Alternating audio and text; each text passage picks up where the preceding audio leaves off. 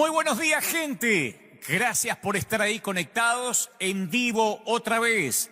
Desde la calle Broadway, desde el avivamiento de la calle Broadway, desde River Arena. Es un placer hacerte compañía. Gracias por estar del otro lado. A todos los que nos mandaban fotos, recién estábamos mirando las fotografías de las familias, de la cantidad de gente que se conecta domingo tras domingo. Llevamos 3 meses, impresionante. 3 meses, ya 12 veces que salimos de esta manera. Yo pensé en primera instancia, bueno, va a pasar un domingo, 2, 3, sin embargo pasaron 3 meses. Increíblemente el mundo cambió tal como lo conocíamos, y esta es la manera que estamos ahora transmitiendo para todo el mundo. Muchos felices porque dicen te estamos viendo en vivo, toda la familia está esperando el mensaje y bueno, nuestra familia de River Arena esperando regresar. Y como decimos siempre, cuando podamos volver todos, niños, jóvenes, ancianos, adultos, sanos, enfermos, entonces volveremos. Todos o nadie es la consigna, esa es nuestra resistencia, todos o nadie. Y queremos realmente reunirnos toda la familia. Es inaudito pensar que podemos dejar afuera a alguien, a nuestros queridos viejos, a nuestros queridos ancianos, a nuestros queridos y amados niños, a los que están enfermos y más que nunca necesitan venir a la iglesia. Así que seguimos manteniendo que bajo las condiciones que nos exigen no podemos abrir, no vamos a abrir si no está toda la familia. Tiene que ver con una postura muy, si se quiere, local, una postura muy pastoral, pues que siempre les dije a nuestra familia que no dejaría a nadie atrás, que todos juntos, vivos, heridos o muertos, regresaríamos a casa, ¿no? Como dijo aquel coronel Halmur cuando llevó su batallón a la batalla. Y yo digo siempre lo mismo y no puedo rehusar a esa promesa, la promesa de que todos juntos volveremos a casa. Pero mientras tanto estamos aquí transmitiendo en vivo desde las diferentes plataformas. Algunos nos están mirando por YouTube, otros por nuestra página oficial www.river-church.org y otros en la página de Facebook. Si se llega a cortar por alguna contingencia, alguna de esas páginas, inmediatamente vayan a YouTube, y si se pasa algo en YouTube, vayan a Facebook, pero hasta ahora no ha pasado, pero siempre es bueno decirlo. Gracias a los que nos mandaban fotografías, un montón de gente, familias. Yo siempre pongo la foto cuando llego aquí a la iglesia tempranito, poquito antes de salir al aire, y después la gente empieza a mandar sus fotos de lo que está cocinando, de lo que están comiendo. Se los agradezco profundamente. Hoy, el mensaje de hoy, yo pienso que va a tocarnos lo más profundo de nuestro corazón. Milagros en el 666, milagro en el 666. Vaya que hubo controversia, nada más que con el título. Algunos ya me crucificaron, me pusieron INRI arriba. Otros me dijeron, otros decían, no, ya sé por qué. En fin, pero solo el título causó controversia toda la semana. Yo creo que lo anuncié el día miércoles. Y toda la semana la gente decía, ¿pero de qué se va a tratar? ¿Y por qué es el número diabólico? ¿Y por qué el número de la bestia? ¿Y por qué el número del anticristo? Bueno, el mensaje se llama Milagros en el 666. En momento nada más vamos a hablar de esto y le voy a transmitir lo que creo Dios ha puesto en mi corazón. En un ratito nada más. Insisto, gracias por conectarse, gracias por estar ahí. A todos los que se van sumando, papi, mami, abuelos, abuelas, nietos, llamen a los que todavía están rezagados, digan, ya empezó la transmisión en vivo desde River Arena, cuando han pasado poquitos minutos en la costa oeste, desde las 11 de la mañana a 3 de la tarde en mi República Argentina y los diferentes usos horarios en todo el continente. Comenzamos entonces hoy un servicio que estoy seguro que te va a ser de enorme bendición. Estoy seguro que te va a tocar lo más profundo de tu corazón, de tu alma. Y más que nunca, hoy será uno de esos días históricos, esos días que estoy convencido que va a haber un antes y un después. Cada mensaje es especial, pero mientras que el Señor me daba yo sentía que algo iba a pasar en la atmósfera. Estoy completamente convencido. Familias, pastores, ministros, colegas, gente que no va a ninguna, nunca fue a ninguna iglesia y está escuchando o viendo esto por primera vez. Bienvenidos a esta transmisión. Comenzamos con este tema que es uno de mis favoritos. Es uno de los que más me gusta cantar. Y cuando estamos todos en vivo, solo pedirlo mucho, porque es una canción que además de ser bellísima en su composición, habla de todo lo que Dios significa para nosotros. Y necesitamos a Dios en todas sus facetas, no conocer una partecita de Él, sino Dios en todo su esplendor. Dios proveedor, Dios paz, Dios que nos da la paz, Dios que nos da la seguridad que saldremos adelante, el Dios que nos regala la salud, el Dios que nos marca el camino. Dios es todo eso y mucho más. Imposible reducirlo en una canción, pero vaya que este tema musical trata de resumir lo que Dios significa para nosotros. ¿Por quién eres tú, Señor? Y así comenzamos el servicio del día de hoy. No se vayan, yo sigo aquí en vivo. Gracias por conectarse y en momento, como les dije, Milagros en el 666 será el sermón del día de la fecha. Pero con este tema comenzamos el servicio de hoy. Es eso y mucho más. El Dios que todos necesitamos, un Dios que nos cobija, que nos respalda, que nos sostiene, que nos bendice. Es fascinante cantarle al Señor, adorarle, como recién veíamos en las imágenes. Y esto pronto va a ocurrir, yo estoy convencido, lo dije el domingo pasado, esto pronto va a ocurrir en que estemos todos juntos, toda la familia, como corresponde, como debe ser una iglesia, o todos o nadie. Hagan viral ese hashtag, o todos o nadie. Yo sé que hay iglesias, hay colegas, hay pastores que han decidido abrir con las medidas prudentes que el gobierno les pide, con la distancia, dejando mucha gente afuera, pero eso compete a cada ministro. Lo dije hace un ratito, nosotros decimos todos o nadie. La familia de River quiere reunirse toda. Me encontré con mucha gente de nuestra congregación durante esta semana que me decía, queremos volver, no tenemos miedo, estamos listos, nosotros no tenemos miedo a nada. Si tú no tienes miedo, Dante, nosotros tampoco, y nosotros no tenemos temor. Y algunos dirán, pero qué inconsciente. No, no tenemos miedo, porque creo que todos nosotros ya hemos muerto con el Señor y tenemos la vida eterna con Él asegurada. Así que ¿dónde está muerte tu aguijón? ¿Y dónde, oh sepulcro, tu victoria? Muy bien, esta semana que pasó, que terminó, anunciamos desde el domingo pasado que vamos a enviar una inyección financiera a muchos de nuestros países de América Latina. De hecho, que lo que fue miércoles, jueves y viernes de la semana que se fue, ya nos contactamos con varias de las fundaciones. Presumimos que la semana entrante terminemos de mandar todo el dinero que hemos comprometido en enviar a cada una de los países. Queremos ayudar a 15 naciones diferentes. Sé que hay muchas preguntas y voy a tratar de responderlas rápidamente sin aburrirlos. Entraron más de 4.500 emails a partir del día que lo anunciamos en nuestras redes. 4.500 correos. Un poquito más, poquito menos, pero ese era el promedio. Y fue muy difícil elegir porque existe muchísima necesidad en todo el mundo y cada necesidad es loable, ¿no es cierto? Elegimos países de Latinoamérica, eso dijimos, no países europeos. Ya ayudamos a Italia, recuerden, a España, pero en esta ocasión, como es la segunda inyección financiera, decidimos ayudar y bendecir a países de nuestra querida región, nuestra América Latina, México hasta la República Argentina. Y elegimos correos que fueran claros y que tuvieran toda la información necesaria. Porque mucha gente solo nos mandaba fotografías o emails sin nombre, a veces sin teléfono, sin página web. Entonces nosotros dijimos, necesitamos, cuando yo lo anuncié, que las solicitudes fueran de una iglesia o de una fundación, porque había muchos, entre esos 4.000 y tantos correos, mucha gente pidiendo empleo, ayudas para sus familias de manera personal, otro diciendo, comuníquese con mi pastor necesita. Y nosotros dijimos, no, necesitamos que la cabeza nos escriba. No por un tema de orgullo, por un tema de claridad, por un tema de logística, ¿no? Otros nos pedían dinero para pagar el edificio de sus iglesias, para pagar plantillas de empleados. Y dijimos, no fungimos como un banco, no podemos enviar dinero, préstamos personales, tienen que ser a fundaciones. Luego fuimos, de cada correo que ingresó, fuimos a sus páginas web, a sus páginas de Facebook, de Instagram, y verificamos si existían.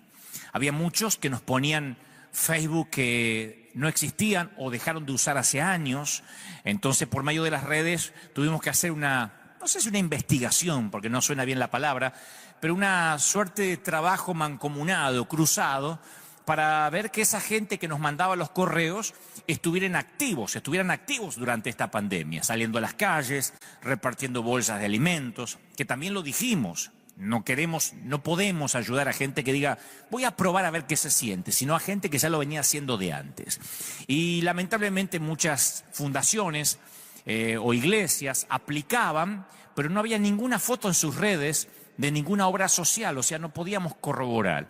Y una vez que filtramos y encontramos esas organizaciones, les mandamos unas preguntas específicas. Esto fue todo durante esta semana que pasó. Y por sus respuestas pudimos clasificar. Buscamos que fueran legales, que la organización tuviera una cuenta bancaria. No pudimos elegir solicitudes que nos mandaban cuentas personales, porque esto es un tema que nos complica a nosotros también como fundación y como iglesia. No podemos enviar, es bastante dinero, no es una ofrenda pequeña. Por eso cuando alguien dice es una limosna, no, son bastantes miles que mandamos a cada país. Esto no lo digo para que sea un orgullo, motivo de simplemente tocar trompetas, sino para que sepan y explicar, porque no quiero que se hieran susceptibilidades de los que dicen, pero si yo mandé todo y no me contactaron. Cuando son cuentas personales no podemos enviar dinero. Les preguntamos cuántas bolsas van a repartir. Hay gente que quería repartir miles de bolsas, pero no tenía la logística ni la gente para hacerlo. Les preguntamos qué alimentos deseaban repartir y cuánto les salía el costo de la bolsa de comida para hacer una cuenta, a ver por cuántas semanas los podemos ayudar. Y ahí nos dimos cuenta que había gente que venía haciendo las cosas bien, otros no, se aprovechaban, ¿no? Y ese filtro nos ayudó a elegir no solo gente que sabe lo que está haciendo, sino que además es prudente. En resumen, la manera para elegir es que haya prueba que existen como fundación, que fueran organizados, que haya evidencia que sirven, que tengan cuenta bancaria, que sean prudentes con el dinero, pero principalmente le pedimos a Dios que nos dé paz con las elecciones, ¿no? Con los que elegimos. Y si teníamos recomendaciones, por supuesto, eso era de gran ayuda también. Nuestras recomendaciones para todas las organizaciones son que hay mucha gente que dice, yo quiero ayudar. Bueno, no dejen de poner al día sus papeles legales, publiquen lo que hacen, sean organizados con su labor y Dios los va a sorprender. Yo sé que algunos dicen, pero no se tiene que saber la mano izquierda, que no sepa tu mano izquierda lo que da a la derecha. Bueno, pero eso el Señor lo dijo cuando se trataba de limosna. Esto es solidaridad. Las fundaciones tenemos la obligación, yo lo dije decenas de veces, la obligación gubernamental y moral de mostrar públicamente lo que se hace con los fondos y el dinero de los donantes. Si yo lo que doy con mi dinero personal no lo contaría aquí ni lo estaría mostrando. De hecho, ayudamos personalmente, pero eso no se cuenta. Tengo que contar lo que tiene que ver con dinero de los que siembran, ¿no? Es buen testimonio mostrar que la iglesia no se encerró, que en este tiempo no se quedó de brazos cruzados. Especialmente cuando hay tanta gente diciendo, ¿y dónde está la iglesia ahora? ¿Dónde se metieron? El mostrarlo alienta que otras iglesias y otras fundaciones hagan lo mismo. El mostrarlo hace que los que necesitan ayuda nos puedan contactar. Esto se llama transparencia para con nuestra iglesia, ¿no? Entonces, yo creo que hay mucha gente que quiere ayudar y no sabe cómo. Creo que es el tiempo de hacer las cosas bien. Si tienes el corazón para ayudar, pero no tienes la capacidad de administración, bueno, busca a alguien que te pueda ayudar. Dios manda bendición cuando hay un orden, cuando hay excelencia, cuando está todo organizado. Dios nos pide preparación, logística, mayordomía, ¿no? A la viuda le pidió vasijas, a la multitud hambrienta que se organizaran en grupos. O sea, Dios quiere que seamos organizados. Dicho esto, aclaro que los que no están en esta lista que voy a leer ahora no es que hicieron las cosas mal. Nos costó elegir, pero no podemos mandarle a todos. Dijimos, bueno, va a ser una fundación o dos fundaciones por país, pero no es que estoy diciendo el que no está aquí es porque hace las cosas mal. Pero no quería dejar pasar por alto por qué tuvimos que rechazar muchos, porque algunos dicen, bueno, no tengo nada, no tenemos cuenta, no hay fundación, no hay registro, y no dudo de las buenas intenciones. Pero pienso que cuando hacemos las cosas bien, de manera transparente, Dios nos bendice mucho más. Principalmente cuando tenemos que sembrar y dar dinero. Nuestro propósito es ayudar a los países, a las naciones, que no se detengan, que la iglesia esté en las calles, que la iglesia esté allí, que la gente diga, la gente en tu país no va a saber ni quién soy yo, ni quién es River, pero lo principal es que vayan, los bendigan, les lleven comida, les pongan un folleto evangelístico, le regalen, no sé, un Nuevo Testamento, le digan cuando todo esto pase, los esperamos en la iglesia, tiene un pedido de oración, vamos a orar por usted. no importa, nosotros no buscamos llevarnos el crédito, pero queremos que la ayuda llegue, que no se pierda en el camino o que por un tema de mala administración no llegue a destino. Así que voy a compartirles rápido para no robarle más tiempo y en momentos llega aquí Milagros en el 666. Pero ahora les voy a compartir las fundaciones que ya elegimos, que ya clasificamos. Algunos ya nos comunicamos y otros nos vamos a comunicar en la semana que comienza, laboral que comienza mañana. Argentina, la Fundación Más Vida de Quilmes. Ahí estamos colaborando y ayudando. Bolivia, Fundación Shalom Niños, en el Recreo, así se llama la ciudad. En Chile, la ONG Conexión Chile de Temuco. En Colombia, la Fundación Ayuda Social Cardios, en Santander. En Costa Rica vamos a ir a Alajuela, vamos a ayudar a Alajuela, la Casa Albergue Lluvias de Bendición. En Ecuador, en Quito y en Guayaquil, la Fundación Pan de Vida. En El Salvador, Tabernáculo Bíblico Bautista, en Lourdes, Colón. En Nicaragua, Fundación Cristo para la Ciudad, Managua. Guatemala, en Jalapa, Iglesia Emanuel. En Honduras, el Ministerio Renuevo, Comayagua. En Honduras, vamos con la Fundación Dios Provee, de Colón. En Panamá, Fundación Manos de Fe, provincia de Chiriquí. México, Amistad en Acción, en Cuernavaca, Morelos. En Perú, ayudaremos a una fundación de Lima, Amistad en Acción. Iglesia Generación de Campeones, Amistad en Acciones, Cuernavaca, Morelos, que ya lo leí. Iglesia Generación de Campeones en Lima. República Dominicana, Iglesia Cristo Jesús, Forjando Senderos en Santo Domingo. Y en Uruguay, Iglesia Primer Tabernáculo Cristiano del departamento Cerro Largo. Faltan algunos países, pero estos son los que ya tenemos confirmados y seleccionados para ayudar. Y queremos bendecir. Gracias a los que están bendiciendo, gracias a los que sin nuestra ayuda dice, vamos a salir. Hay un montón de gente que se ha motivado a salir, a bendecir. Y nosotros queremos alentarlos porque cuando damos, vienen 12 cestas llenas. Cuando bendecimos, cuando damos una semilla, viene la enorme bendición. Esta semana, además de esto, nosotros también salimos aquí, a donde Dios nos plantó. Fuimos o regresamos a los campos donde muchos de nuestros hermanos hispanos están trabajando por un salario mínimo todo el día, bajo el sol, levantando cosechas. Y llegamos no solo con el almuerzo del día, porque muchos ni tenían pensado almorzar, sino con una bolsa, con insumos, con bendición. Lo hicimos durante varias veces esta semana y este es el pequeño resumen para que ustedes se emocionen con nosotros, viendo la cara de esta gente agradecida, porque la iglesia no es simplemente un sustantivo, es un verbo, son los hechos de los apóstoles. Y esto abre las puertas para que le podamos predicar mucho más fehacientemente. Vean ustedes lo que pasó durante esta semana cuando salimos a bendecir a nuestros hermanos latinoamericanos. Yo dije que emociona, porque trabajan, porque no están esperando nada, porque no piden, pero llegamos y los sorprendemos. Y te dicen gracias hermano, gracias primo, gracias compadre, gracias. No lo pueden creer, me decía uno de los trabajadores cuando retiraba la comida, algo hicimos bien para que nos pase esto, Dios no nos olvidó. Y hablaba, bueno, de México de tierra adentro era uno, ¿no? Porque decía, Dios no nos olvidó, hermano. Y dan ganas de abrazarlo fuerte, dan ganas de decirle estamos con ustedes. Es hermoso, realmente es más bienaventurado dar que recibir. Yo disfruto esto, no lo sufro, no digo, uy, hay que ir de vuelta. Disfrutamos, es una bendición enorme poder ser un canal de bendición. A los que se acaban de conectar, hace un ratito di la lista de las fundaciones, de los ministerios que estamos ayudando en diferentes países, son 15, hasta la fecha nos faltan algunos, yo sé que algunos dijeron, pero no nombraste este, no nombraste el otro.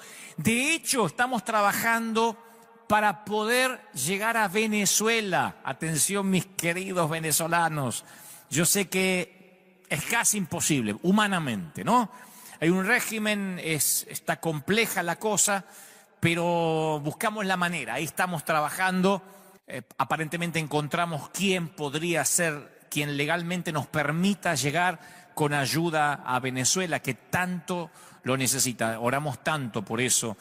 Porque realmente Venezuela necesita, bueno, todos los países de nuestra América Latina, pero queremos bendecir a Venezuela más que nunca y esta semana parece que encontramos, no me quiero adelantar, pero tengo fe de que vamos a poder bendecir Venezuela y que les voy a dar la noticia de que ya lo hicimos el domingo que viene, Dios mediante. Muchos de nuestros donantes, muchos de los que están sembrando, muchos de los que nos están dando, reciben esto que les voy a mostrar ahora.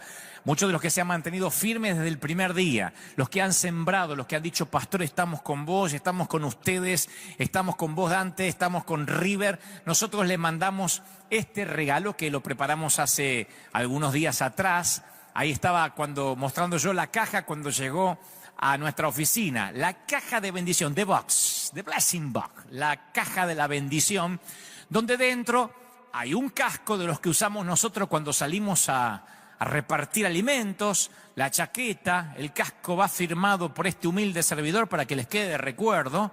Y es una manera de decir, ustedes salen con nosotros. Y todos esos regalitos que ven ustedes que pertenecen a nuestro River, ¿no es cierto? Hay agendas, llaveros, bolígrafos, billeteras y principalmente el casco, que se lo queden de recuerdo, que ustedes salieron con nosotros, que ustedes fueron parte de esto. Así que se los quiero agradecer, y cuando te llegue esta caja no le va a llegar a todos. Es algunos donantes que sacrificialmente nos ayudaron y nos siguen ayudando. A otros les va a llegar, no sé, algo, pero estamos viendo de que todo el mundo tenga una suerte de mimo. Algunos me dicen, pero ¿a mí qué me van a mandar? Es un regalo. Como decía mi mamá, los regalos no se cuestionan. Pero algo va a llegar. Y queremos bendecir y queremos mandar esto a muchos de los que han sembrado y siguen sembrando y creen en nuestro ministerio y han hecho que este río no se detenga. Estamos muy felices. Esto le cuento a nuestra gente de la iglesia. Somos un canal de bendición para todo el mundo. Somos un canal, un río, tal como Dios nos había dicho tantas veces aquí. Cuando Él nos hablaba de que íbamos a llegar a sitios impensados y que nunca iba a faltar el fruto. Y que donde llegara este río los árboles iban a florecer. Eso está ocurriendo como el río de Ezequiel. Dios ha bendecido este río, este river, más que nunca. Así que gracias por ser parte, gracias por estar ahí.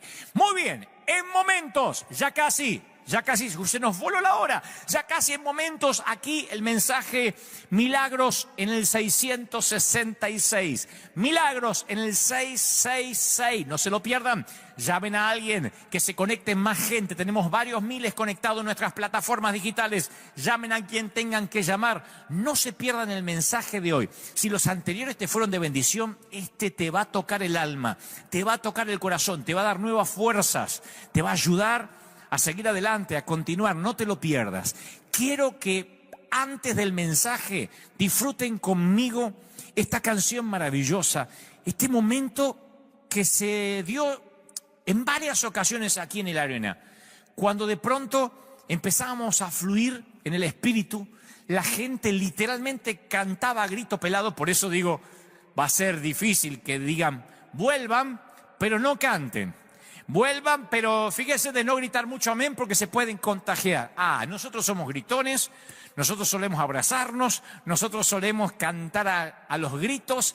Somos gente extremadamente loca cuando se trata de adorar al Señor. Por eso decimos todos o nadie. Tranquilos que no vamos a abrir por el momento hasta que todos podamos estar juntos como corresponde y podamos volver a ver momentos como este. Disfrútenlo conmigo, y tras este tema de adoración ya llega el mensaje Milagros en el 666. Desde aquel primer mensaje en la Catedral de Cristal llamado El Hombre de la Puerta, ese fue el primer sermón en la catedral, ya casi va para 11 años, hasta la fecha, y sin contar las cadenas de los 7 días, Semana Santa, las 50 noches que estuvimos en la carpa Riverdome, 50 noches predicando en un verano, las noches de ADN, las jornadas de ADN que son para líderes, las cumbres de poder que nunca se grabaron. Hablamos nada más que de mensajes los domingos. Desde hace casi 11 años llevamos 666 mensajes. Yo sé que muchos que siguen nuestra página, que siguen nuestras redes, lo sabían. Aunque algunos piensan que el número en sí mismo acarrea alguna maldición, que deben ser los mismos cristianos, digo, que le temen al virus y nos proponían saltar el número, ¿no? Yo dije, no lo vamos a saltear. Había gente que decía, y cuando llegue el mensaje 666, ¿qué vas a hacer? ¿Lo vas a saltear? ¿Vas a pasar del 665 al 667? No, este es el mensaje 666. Y yo justamente quiero aprovechar este número tan singular que asusta a propios y extraños para hablar de los milagros que estamos necesitando en esta temporada. Mira hasta qué punto llega el miedo que me dijeron si yo iba a predicar el mensaje 666 o si iba a saltarlo. Mira hasta qué punto hay temor. Yo no lo podía creer, me decían, pero lo vas a predicar y sí, es un número más. Ahora, bien podría hablar del número, la simbología, los que pretendían que íbamos a transitar por la escatología, por el apocalipsis, por el anticristo, la bestia. No, este mensaje se llama Milagros en el 666, de una manera arbitraria, en un número tan particular, en un número que hasta a algunos les produce miedo. Yo quiero hablar de los milagros que estamos necesitando en esta temporada. Necesitamos milagros, necesitamos vivir un tiempo de renuevo, un tiempo de cosecha, y por eso, insisto, en el 666 yo quiero hablar de milagros, porque el cristianismo no se ha edificado sobre el fundamento de una filosofía, de un código de ética, de un puñado de doctrinas. La base de nuestra fe es el milagro de la tumba vacía. Insisto y mantengo que si la resurrección y los milagros no sucedieron, el cristianismo es una de las bromas más pesadas de la historia. Porque no solo habremos desperdiciado nuestras vidas adorando a Cristo, sino que habremos vivido una mentira. Habremos adorado a un Cristo que sigue muerto en una tumba. Sin embargo, adoramos a un Cristo vivo y revolucionario. Los que crucificaron a Jesús, para ser justos y equitativos, nunca lo acusaron de ser un tipo aburrido, un tipo pusilánime. Por el contrario, pensaban que Jesús era dinámico, que les producía inseguridad, escozor. Los alteraba, los provocaba. Y después las generaciones posteriores se encargaron de acallar esa personalidad del Señor, esa personalidad impactante que registran las Escrituras. Y lo rodearon de una atmósfera de tedio, de aburrimiento, en una atmósfera sacra, que nada se parece a nuestro Jesús. Le cortaron las garras al león de Judá, ¿no? Lo certificaron como suave, como alguien humilde, casi, insisto, rozando lo pusilánime, recomendándolo como una mascota adecuada para los pálidos eclesiásticos, las ancianitas piadosas. Mejor dicho, algunos lobotomizaron su lado más salvaje. Y le hemos dado a las personas un Jesús que aburre y no un Jesús que transforma y hace milagros. De tanto en tanto aunque tengo muchos años de peregrinar cristiano, yo vuelvo a las Escrituras y las leo con ojos nuevos. Le digo, Señor, Espíritu Santo, muéstrame a ese Jesús que a lo mejor me perdí detalles, que lo sagrado se me volvió común.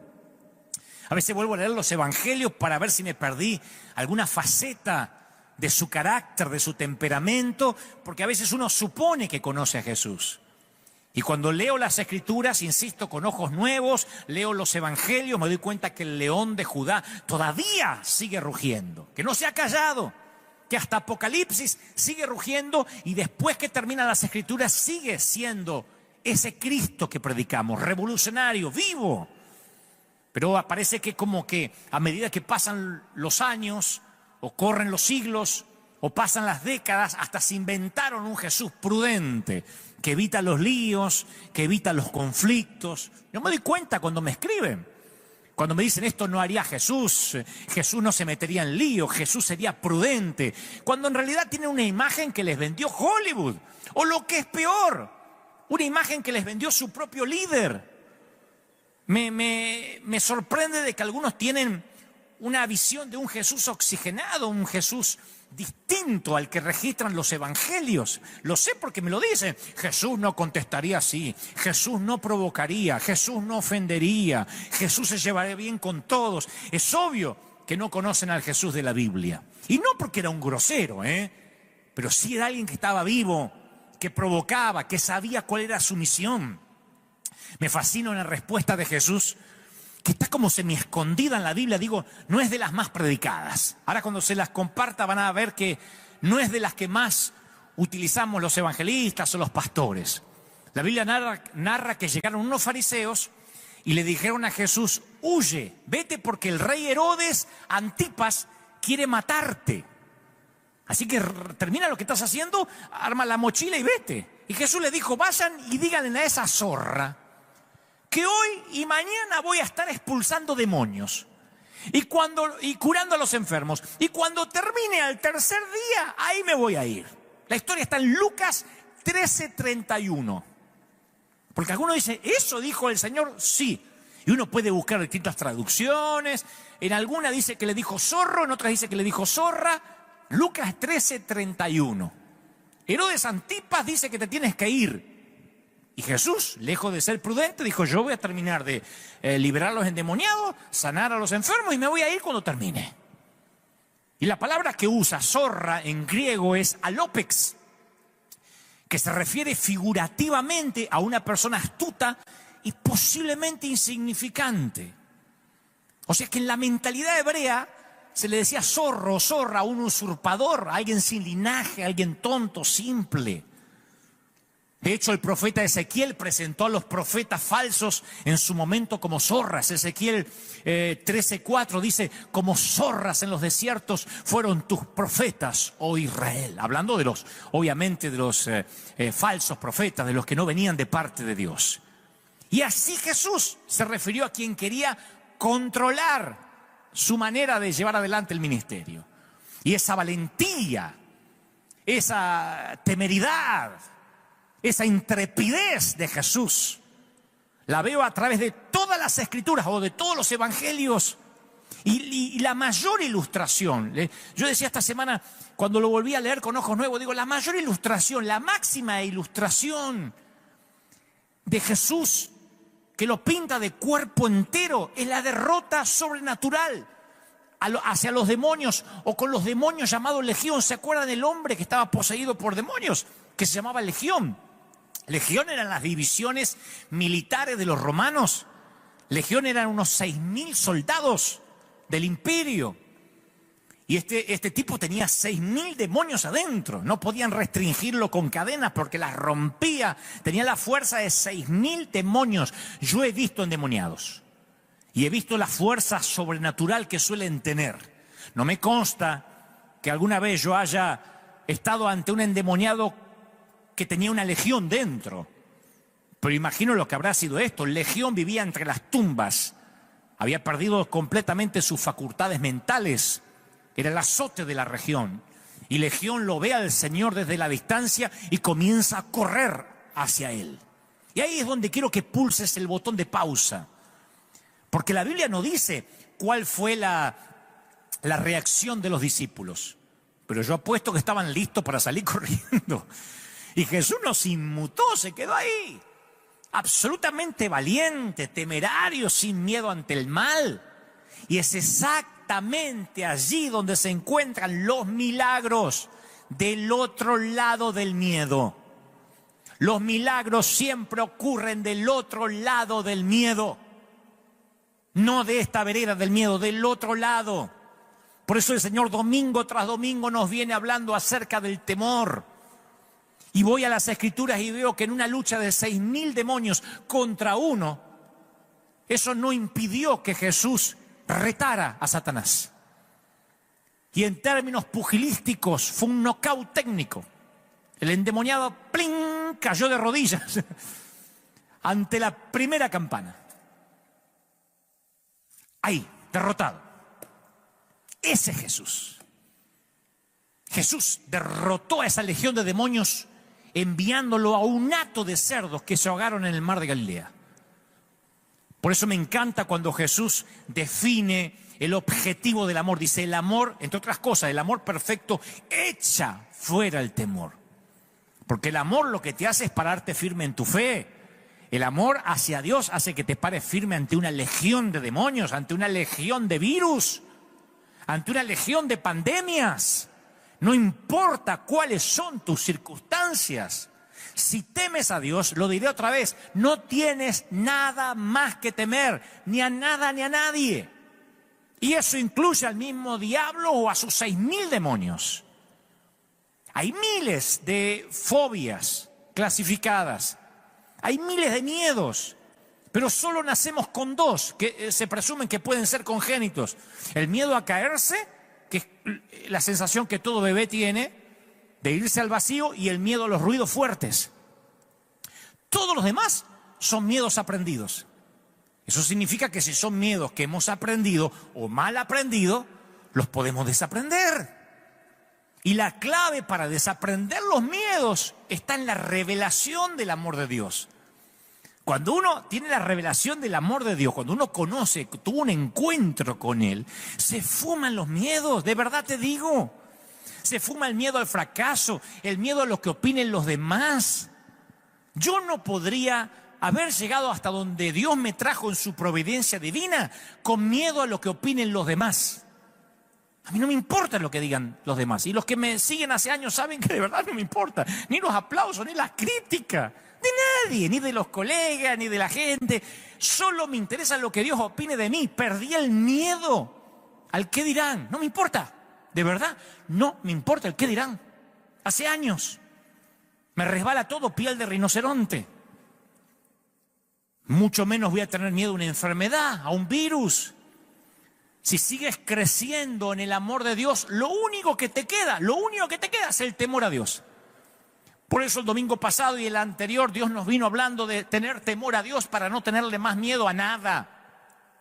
La voluntad de Dios y servir al Señor y estar alistado en su ministerio no es una póliza de seguros. Nos vamos a enfrentar con legiones, nos vamos a enfrentar con dificultades. Aquellos que algún día corrieron a un altar o en la intimidad de su habitación hicieron el pacto de servir al Señor, bueno, sepan que se metieron en un plan atrevido, audaz, valiente, temerario. No tenemos el llamado, la comisión de sostener el fuerte prudentemente hasta que vuelva Jesús. Ser prudente con los que nos quieren controlar. No, el Señor nos dijo que nosotros tenemos la misión, que Él murió por nosotros porque tenemos la misión de ser peligrosos, temerarios, audaces. De eso tenemos que estar hechos los líderes. El Señor murió para que retemos a las legiones, al diablo, y vivamos una atmósfera de milagros. ¿Qué son los milagros? Bueno, por definición, es la violación de las leyes naturales. Cuando decimos, y esto es un milagro, no tiene explicación ni científica, ni lógica, ni de sentido común. Y yo sé que hay una línea muy delgada entre el discernimiento y el escepticismo, el no creer. Discernir es filtrar lo falso, tenemos que discernir. Cuando uno discierne, obtiene lo verdadero, sonsaca lo bueno de lo malo con la ayuda del Espíritu Santo. Pero nunca hay que permitir que la existencia de lo falso, que sí lo hay, nos impida creer lo que es verdad. Porque si cortamos, si eliminamos los milagros, le cortamos las piernas al cristianismo, nada tendría sentido. Ahora, yo soy consciente que hay mucha gente desilusionada, mirándome ahora, que ha perdido la fe, la esperanza de recibir un milagro. Que ya no tiene esperanzas de volver a creer. Yo sé que del otro lado hay gente que se llevaron fiascos yendo a cruzadas, o un líder les falló, o alguien les prometió que tendrían victoria, o que comprarían la casa, que tendrían un auto nuevo, que se sanarían del cáncer, y de pronto tuvieron que despedir a un ser querido o caminar por un panteón preguntándose qué falló. Pero es un error que permitamos que una desilusión o que varias nos hagan tirar la toalla y que ya no esperemos milagros del Señor. Es un error generalizar. Es un error que el dolor, yo sé que hay mucha gente, el Señor me mostraba durante esta semana, mientras me daba este mensaje, que hay mucha gente del otro lado dolida por situaciones adversas, por situaciones límite, que te han hecho no creer en nada. De hecho, en las redes se escriben, no creo en nada, mi pastor me abandonó, ¿dónde está la iglesia de Cristo ahora? Perdí mi trabajo, me estoy divorciando, parientes, seres queridos míos están enfermos de COVID-19. o de cualquier otra enfermedad. Yo noto, aún en nuestra familia cristiana, hay gente que tiene desazón, que está triste. Y yo quiero mostrártelo en esta imagen. En 1911, un psicólogo suizo estaba tratando a una paciente que no tenía memoria a corto plazo. Es una suerte de Alzheimer progresivo, pero es gente que tiene esta patología, que se va olvidando lo más inmediato. Recuerda cosas a lo mejor muy nítidas de la niñez, pero se va olvidando lo inmediato. Y este doctor, este galeno, al inicio de cada encuentro, se saludaba con la dama con un apretón de manos. Entonces un día el director dijo, voy a hacer una prueba. El director del instituto, ¿no? El médico dijo, voy a hacer una prueba. Cuando la paciente extendió la mano para saludarlo, él se escondió un alfiler en la suya y la pinchó. Entonces la mujer enseguida retiró la mano con dolor. Y minutos después ella ya no recordaba más el pinchazo. Pero a partir de ahí ya no lo saludaba más con un apretón de mano. O sea, no recordaba el pinchazo porque tenía esa patología de olvidar lo inmediato, pero ya no lo saludaba más. No sabía bien por qué, pero sentía que no podía confiar de todo en ese hombre. Eso se llama el residuo del dolor, el efecto residual.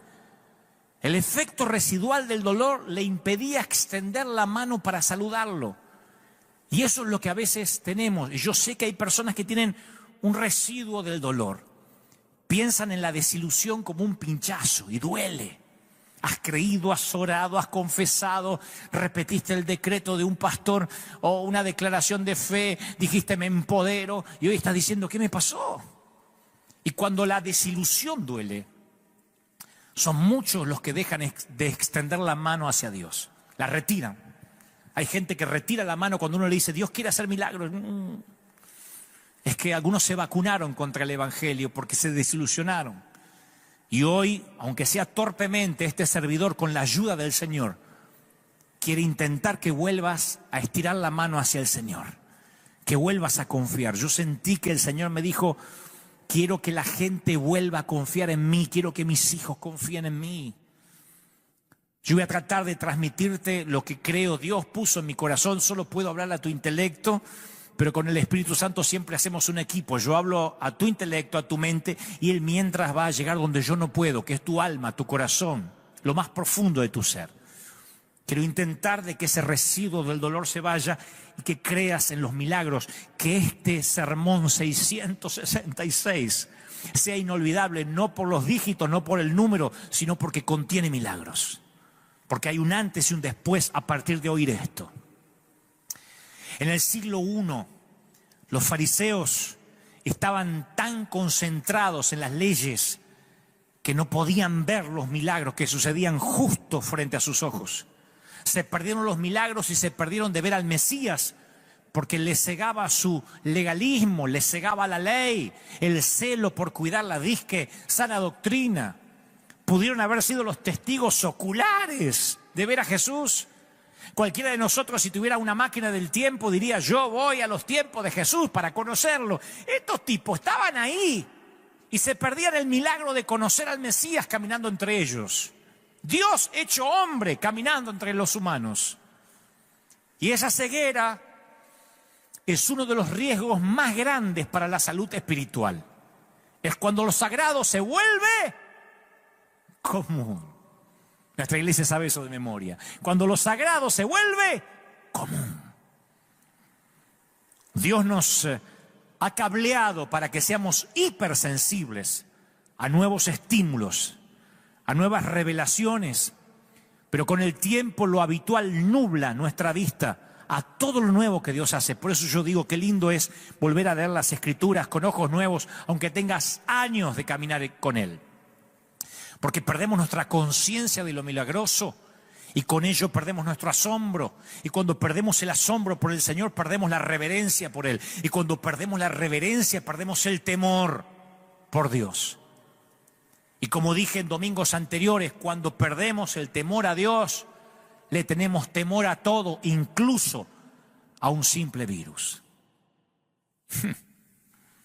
El tercer presidente de los Estados Unidos, Thomas Jefferson, inventó su propia versión de la Biblia. Hace poco lo estaba leyendo, no lo podía creer. Pero es verídico. Él creía en Jesús a su modo. Entonces se creó, o se hizo hacer, editar, una Biblia especialmente para él, la Biblia Jefferson, que existe hasta el día de la fecha. Creó una Biblia abreviada y eliminó todos los milagros, porque él respetaba a Jesús como alguien sabio, como un profeta, pero no creía que hizo milagros. Así que borró el nacimiento virginal, la resurrección y todo hecho sobrenatural que había entre ambos sucesos. ¿Cuál fue el resultado? El de un evangelio castrado, un león de Judá sin garras. Y creo que nosotros cometemos a veces el mismo error al crear un Dios a nuestra imagen. Y en lugar de vivir una vida con el parámetro sobrenatural que presentan las Escrituras, seguimos una versión abreviada de la Biblia, sin poder. Cuando tú le restas los milagros, como lo hizo Thomas Jefferson, lo que queda es un Jesús sabio, un puñado de doctrinas, pero un Jesús débil. Hay gente que sigue las enseñanzas del Señor, sigue su ética, su doctrina, pero nunca experimentan sus milagros. Si se anuncia una pandemia, están aterrorizados, porque lo único que conocen es la doctrina, la sabiduría, pero no conocen al que caminó sobre las aguas. Y se convierten en personas, como dice un querido pastor amigo de Argentina, que en lugar de seguir a Jesús, siguen los consensos, la democracia, lo que dice la mayoría, y piensan que la voz del pueblo es la voz de Dios. En Juan 14:12 tenemos una de las declaraciones más valientes de la Biblia, de las más poderosas. Salieron de la boca de nuestro Señor. El que cree en mí, las obras que yo hago, también Él las hará. Y aún las hará mayores. Imagínense los que oyeron esas declaraciones, que estaban viendo lo que Jesús hacía. Y Él dice, todo esto lo van a hacer, pero mayor. Esto significa que te vas a ocupar del pobre, que vas a lavar pies, vas a vivir milagros y vas a ofender a muchos fariseos también. No podemos editar a Jesús y quedarnos con las mejores partes, y la que no nos gusta, decir, no, en eso no lo voy a imitar. Vas a ofender fariseos. Y además vas a caminar en medio de lo milagroso. Y no serás solo como un testigo ocular, sino como un catalizador, un provocador, alguien que provoca el milagro. Serás parte de la resistencia en lugar de ser parte de un grupo de borregos asustados. Te pido que me creas cuando te digo que eres el milagro de alguien. Somos el milagro para los que están asustados. Yo mismo soy el catalizador de un milagro. Sé que hay gente que me ha dicho, me he atrevido a salir a dar de comer a la gente, me he atrevido a creer, le perdí el miedo a la pandemia, le perdí miedo al coronavirus porque escuché tus mensajes. Ahora, no te equivoques, Dios es el único que puede hacer milagros. De modo que la gloria es toda para Él. Pero casi todos los milagros tienen un elemento, un factor humano. Hay que hacerlo natural antes de que Dios haga lo sobrenatural. Hay una parte que nos compete a nosotros. Y los que se esconden en las trincheras, esperando que el fuego pase, esperando que todo amaine, o teniendo miedo a los gobiernos que van en contra de lo que Dios ordena, o que quieren ordenar cómo debemos adorar a Dios. Yo te aseguro que esa gente se pierde en los milagros. Yo voy a hablarte rápido de 3 milagros del Señor. Cuando hacía este mensaje, cuando el Señor me lo daba, me venían tantos a la mente, y si no me alcanza el servicio de hoy o el mensaje de hoy, los continuaré el próximo domingo. Pero hoy voy a hablar de 3 rápido, 3 milagros del Señor, y los 3 tienen que ver con esta temporada que estamos viviendo, con este momento singular que nosotros estamos atravesando. El primer milagro está en Juan 4:46. San Juan 4:46. Vino pues Jesús otra vez a Caná de Galilea, donde había convertido el agua en vino. Y había ahí un oficial del rey cuyo hijo estaba enfermo en Capernaum. Y cuando oyó que Jesús había llegado de Judea a Galilea, se fue hacia él y le rogaba que descendiese y sanase a su hijo, porque el hijo estaba a punto de morir. Entonces Jesús le dijo, si no veis señales y prodigios, de ningún modo vas a creer. El oficial del rey le dijo: Señor, desciende antes de que mi hijo muera. Y Jesús le dijo: vete, tu hijo ya vive. Y el hombre creyó la palabra y se puso en camino. Cuando ya él descendía, sus siervos salieron a recibirle y le dieron noticia diciendo: tu hijo vive. Entonces este oficial del rey preguntó: ¿a qué hora había comenzado a mejorar? Y le dijeron: ayer, a la hora 7ª, le bajó la fiebre. Y el padre comprendió que aquella era la hora en que Jesús le había dicho: tu hijo ya vive. Creyó él y toda su familia. Maravilloso.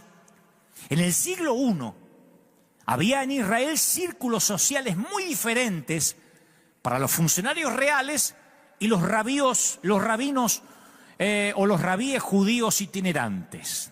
Estaban muy separados. O sea, uno eran como la chusma y otro eran la gente de élite, el VIP. De hecho, se evitaban mutuamente como si contagiaran la peste. Pero en momentos desesperados hay que echar mano a medidas desesperadas, en especial si tu hijo está al borde de la muerte. Y el funcionario real, que probablemente reportara directamente al mismo Herodes, desafió el protocolo cultural al buscar verse cara a cara con aquel que, según decían en algunos rumores, convertía el agua en vino. Se sometió a alguien sobre quien él tenía poder político. No se pierdan este detalle. En el plano real, los roles se invierten. La autoridad del rey de reyes le gana a cualquier autoridad de cualquier rey de la tierra. Nunca lo olvides. El rey de reyes le gana a cualquier autoridad de cualquier rey. Y los que están diciendo: sí, pero hay que obedecer a los gobernantes, prediqué de eso el domingo pasado. Siempre y cuando no prohíban lo que Dios ordena o no ordenen lo que Dios prohíba. Especialmente ahora. Esa es nuestra carta ganadora. Este es un milagro que hace alarde de su dominio del tiempo y el espacio. Porque este milagro entre el oficial del rey y Jesús fue una cita divina entre dos candidatos improbables. Fue la sincronización de lo sobrenatural. Y cuando te cruzas con la persona correcta en el lugar indicado y en el momento oportuno y no encuentras explicación para lo que sucedió, es probable que Dios haya armado la conexión. Yo tengo un mensaje titulado Conexiones Divinas. Cosas que ocurren que no tienes idea cómo ocurren. Por eso el lugar donde tú te arrodillas a orar es el domicilio más importante del mundo durante esas horas de intercesión. Porque tu sitio de encuentro con Dios es más importante que el salón oval de la Casa Blanca, más importante que cualquier senado, que cualquier grupo de diputados. Porque tenemos al poder supremo que está en aquel que pone y saca los reyes de la tierra. Y especialmente aquellos hombrecitos pequeños que dependen de las urnas. Ya no hablamos de reyes. Nuestra autoridad es mucho mayor, tanto en alcance como en potencia, superior, de mayor alcance, más fuerte. No lo olvides, iglesia. Iglesia, si le hablas al Rey del universo por la noche, no tienes problema alguno para que le hables a tu presidente a la mañana siguiente. El grave problema, claro, es que van a hablar con los presidentes, va a sacarse una foto sin haber estado con el rey la noche anterior. Y eso se nota porque van amedrentados, apichonados algunos. De otro modo estarían llenos de la valentía del Señor, diciendo: estas son las condiciones, vamos a pelear, por lo menos pelear, importunar al juez. ¿Quién es el funcionario real de tu vida? Porque no tienes que dejar que ningún poder humano te intimide si ese poder va en contra de lo que Dios ordena. Tú respondes, yo respondo a un poder muy superior. Por eso hace 2 domingos atrás me dirigí al gobernador de California y le dije: gobernador, le contaré cómo funciona esto. Usted se queja con su superior y yo con el mío. Así es la cadena de mando. Podría parecerte que esa gente, los gobernadores o los políticos, tienen lo que tú querrías tener. Pero no creas eso. Tú tienes lo que ellos necesitan. Nunca lo olvides. Y si sigues a Jesús, los funcionarios reales buscarán una audiencia contigo. Yo sé que esto va a ocurrir, no me la daré de profeta, pero yo digo esto, porque a mí me ha ocurrido decenas de veces con un montón de mandatarios. Algunos hasta ni siquiera los atendí, como en el caso de Nicaragua. Porque yo sé que respondo a alguien superior, porque tienes algo para ofrecer que el poder no puede controlar ni puede comprar el dinero. José no tenía ningún poder, ninguno en la prisión. Ahí estaba José totalmente, aparentemente amedrentado y en prisión, privado de su libertad. Pero podía hacer algo que nadie más podía. Su capacidad para interpretar los sueños salvó a 2 naciones de una hambruna mundial. Dios le reveló a José los secretos que no le reveló a nadie más. Eso distinguía a José. De eso están hechos los líderes. Es eso lo que nos tiene que distinguir en este tiempo. Tenemos que ser la gente de las respuestas, no los que se unen al pánico. Tenemos que ser gente esencial en la crisis. Tenemos que ser, si hay un rebrote de la pandemia, aquellos cuyos gobernantes digan, pregúntenle a ellos qué tenemos que hacer. Sí, no soy un idealista tonto, ni creo que es una utopía. Yo creo que eso tiene que pasar, como los reyes que consultaban a los profetas. Como la desesperación que tenían los reyes cuando iban a Samuel o a cualquier profeta que estaba cerca. ¿Qué tengo que hacer? Dios nos conoce a todos. Y conoce cuántos cabellos hay en tu cabeza y en la mía antes y después de ducharte. Y no hay nadie que esté a más de una oración de distancia. Dios puede darte acceso a quien sea, incluyendo al faraón. Esto va para pastores amigos, incluyendo al faraón. Dios te va a dar acceso. Hasta puede que llamen algún día a tu puerta, como el funcionario real fue a buscar al rabino. Así que aquí va mi consejo, no te preocupes por conocer a la persona correcta, reúnete con Dios. Iglesia, tenemos que reunirnos con Dios, pero no orando con miedo. Hay que reunirnos con Él en una reunión de junta, en una reunión ejecutiva, en una reunión de board. Y Dios se encargará de que conozcamos a las personas adecuadas en el momento justo. Pero para eso tienes que obedecer ciegamente. Ese es el punto donde la mayoría nos quedamos sin hacer nada. Queremos que Dios nos revele el segundo paso antes de dar el primero.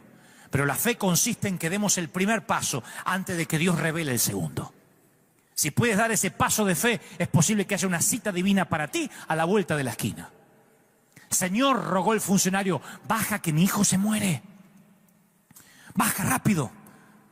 Y el Señor le dijo, vuelve a casa que tu hijo vive. El hombre creyó lo que Jesús le dijo y se fue.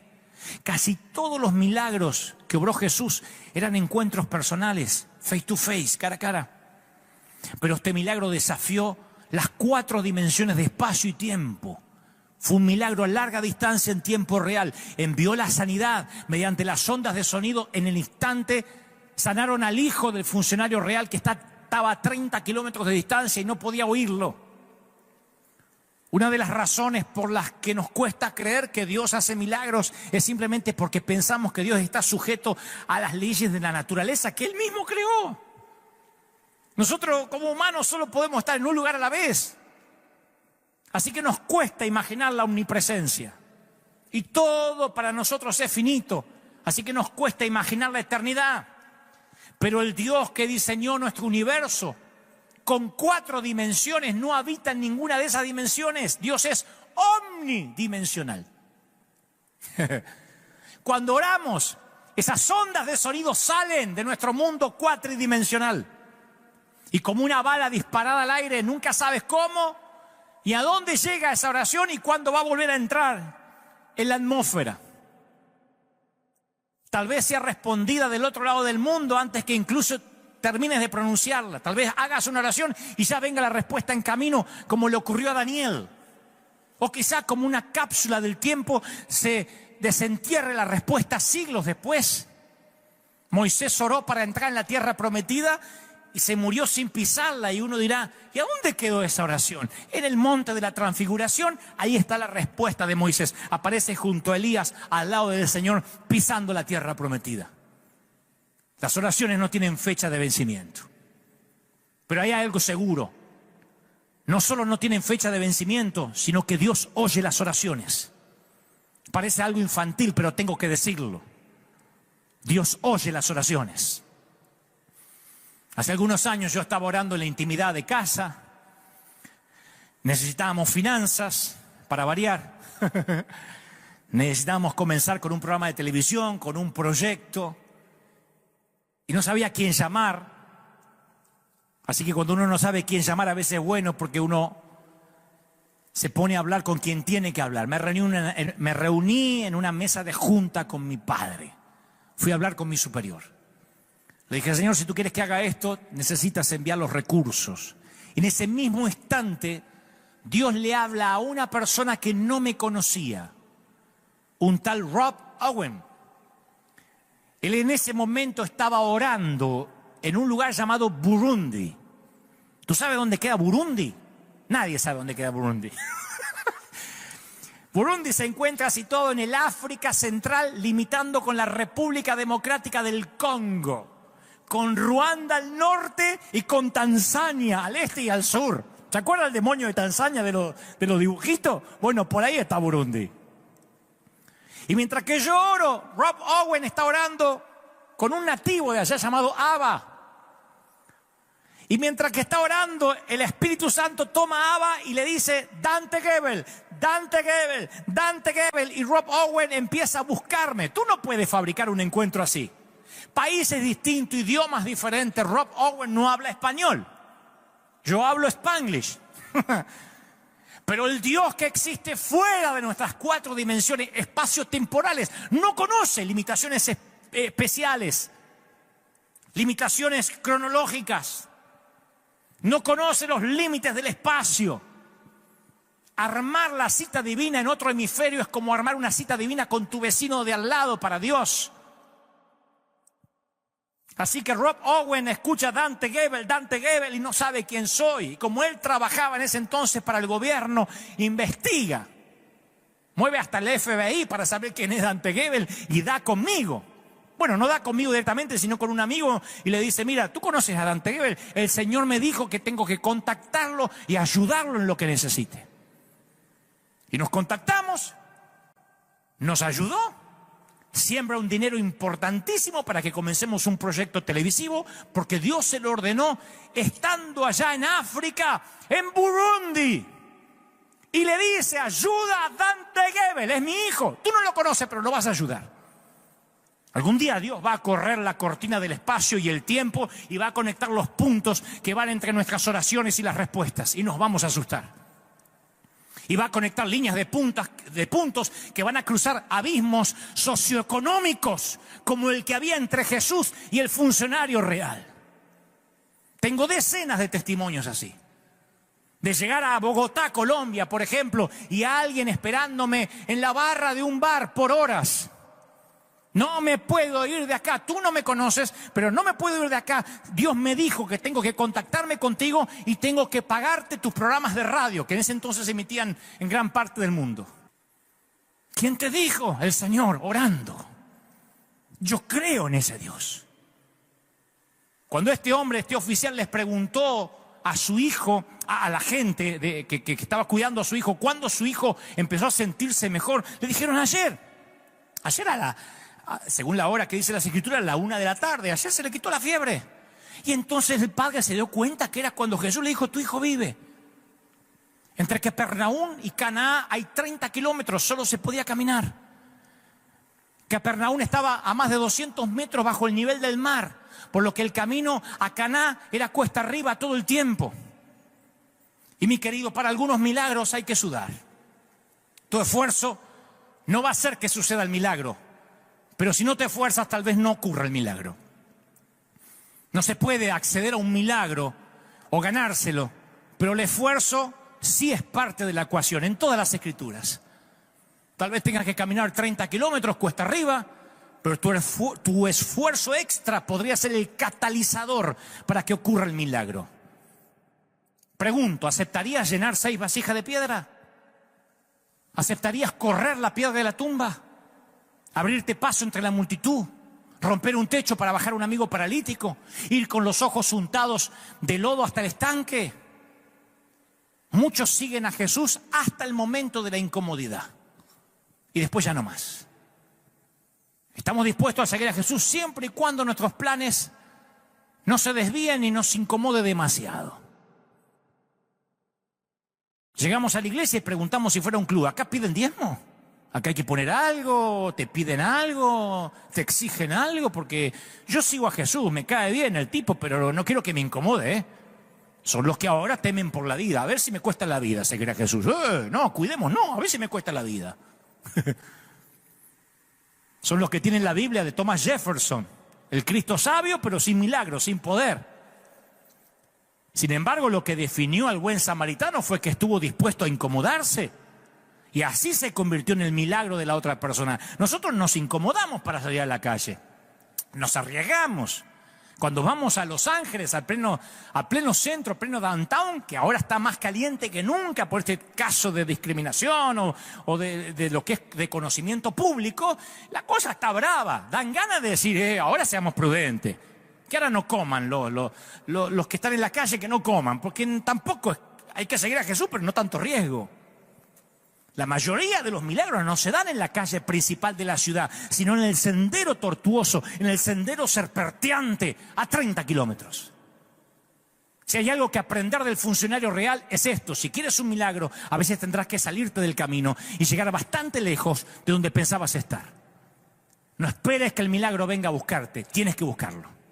Lo que impide que ocurran milagros muchas veces es nuestra propia holgazanería. Tenemos que ir más allá. Es lo que hizo la mujer que tenía hemorragias, que se coló en medio de la multitud para tocar el borde de su manto. Lo que hicieron los 4 amigos que bajaron al inválido. A veces Dios quiere ver que te tomas esto en serio. ¿Qué estás dispuesto a hacer por tu milagro? ¿Qué estás dispuesto a hacer que esté a la altura de lo que le estás pidiendo? Quienes recibieron una respuesta no dejaron de rodear su Jericó hasta que los muros cayeron.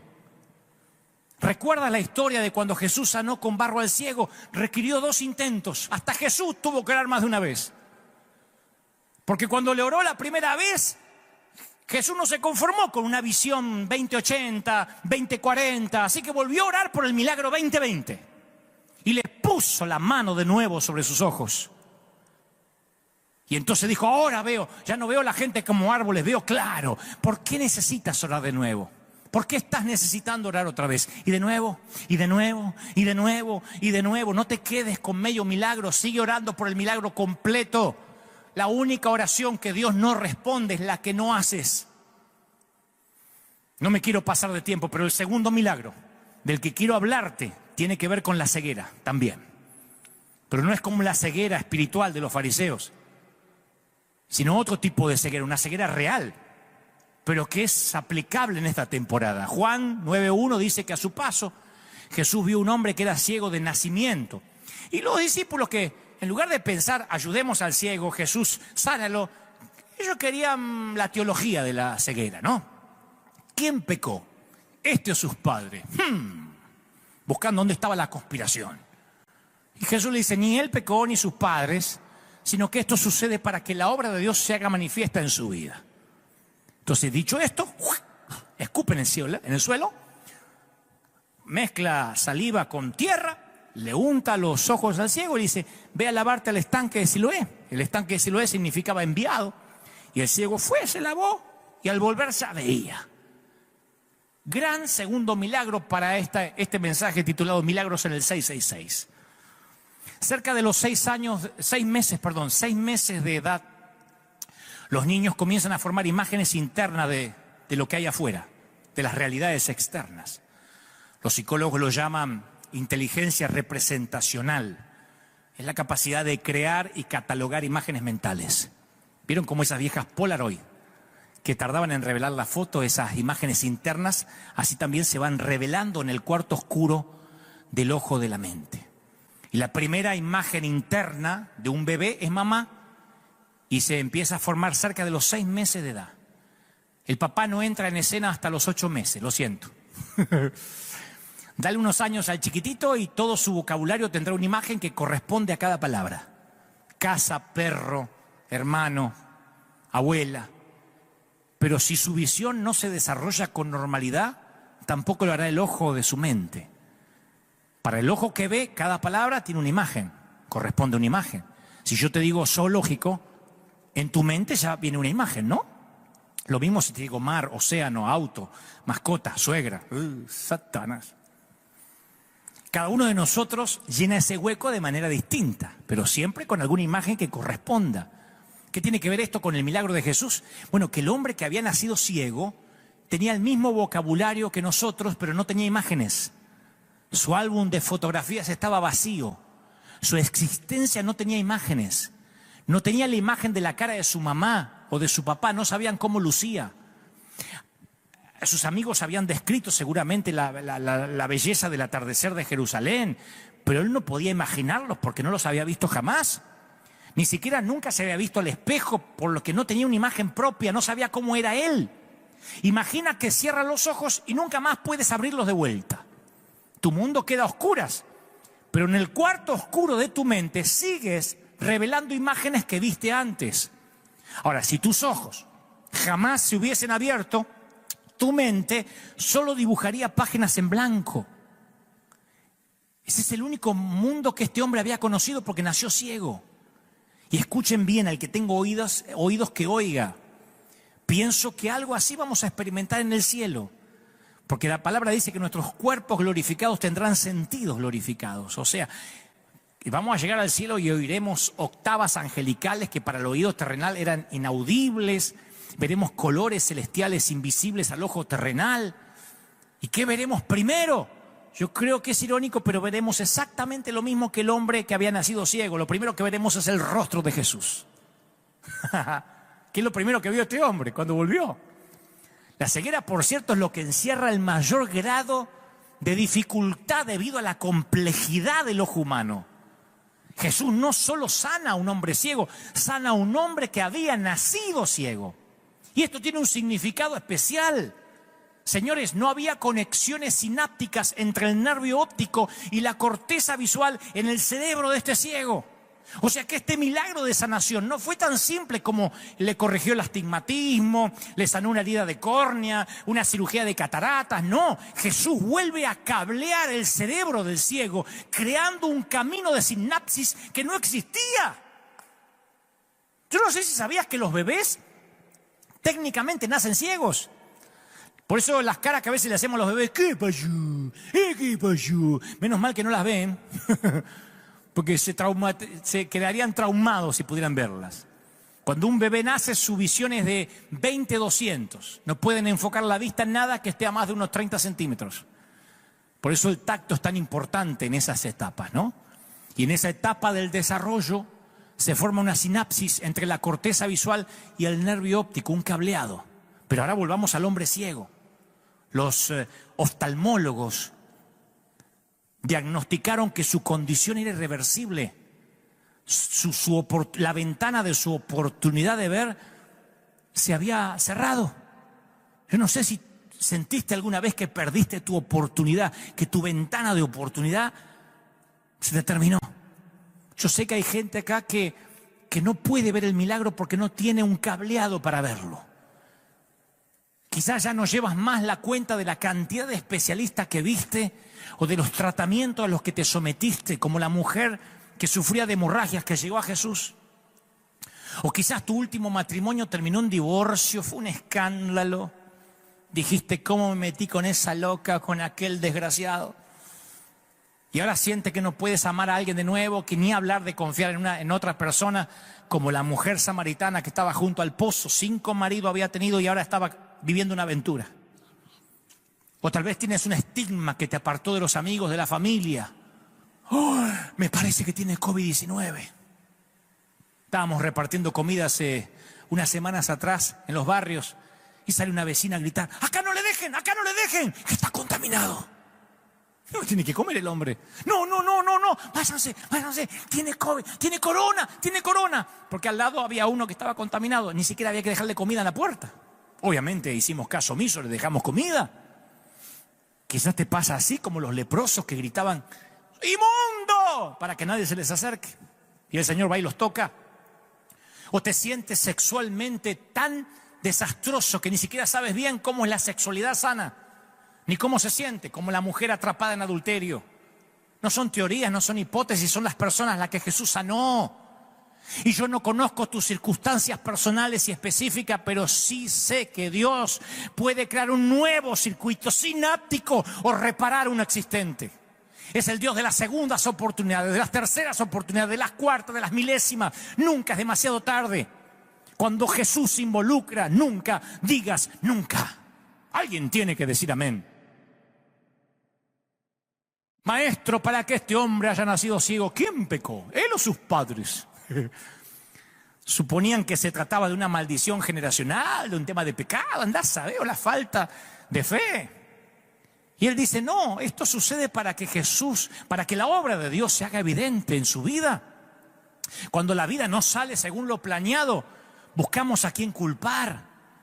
Es una tendencia que tiene su origen en el jardín del Edén, cuando Eva acuñó la frase, el diablo me hizo hacerlo, y Adán, la mujer que me diste.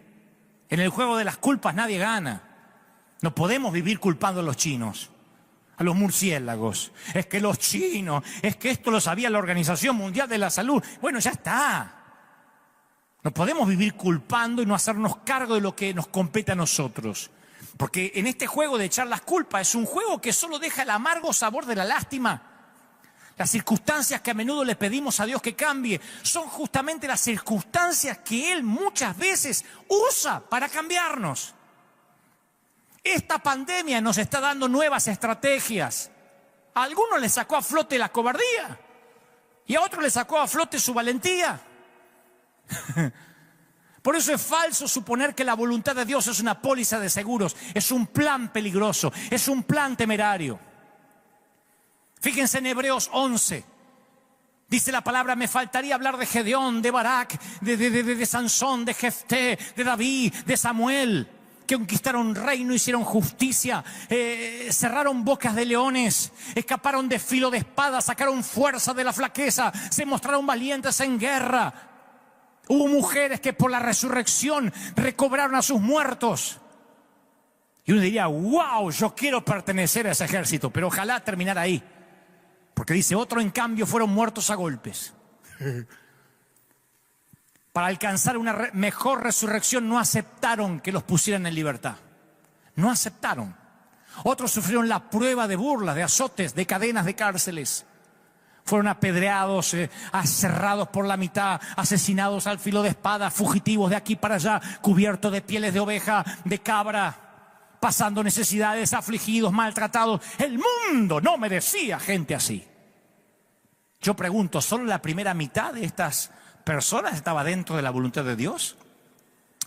¿Los que conquistaron reinos y cerraron boca de leones estaban en la voluntad de Dios?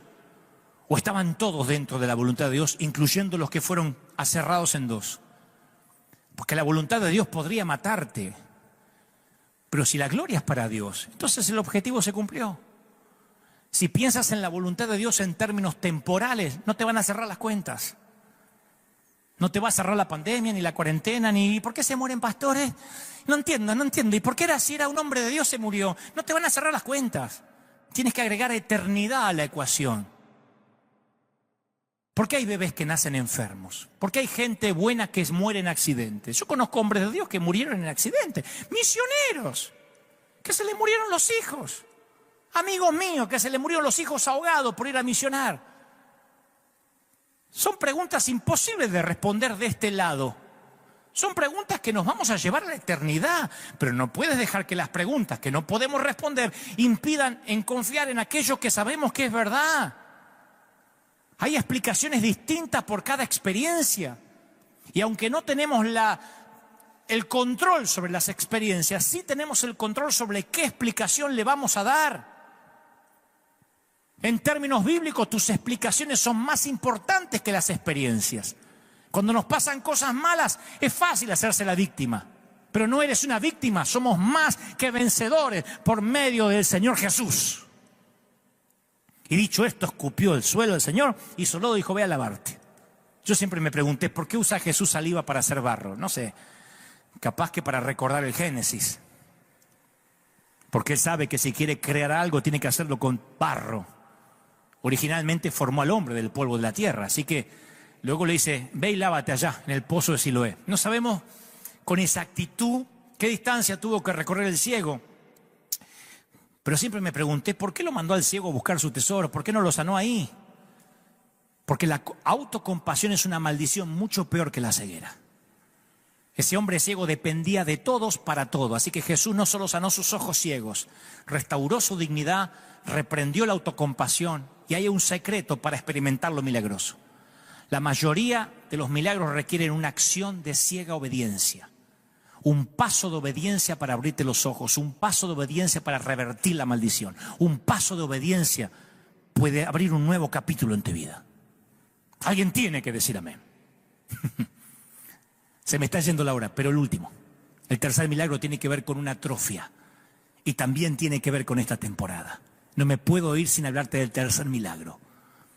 Juan 5:1 cuenta que, luego lo pueden buscar en sus hogares, que se celebraba una fiesta en los judíos, subió Jesús a Jerusalén y había junto al estanque de Betesda, que era un estanque rodeado de 5 pórticos, había muchos enfermos, cojos, paralíticos, y se encontraba un hombre inválido que llevaba 38 años allí.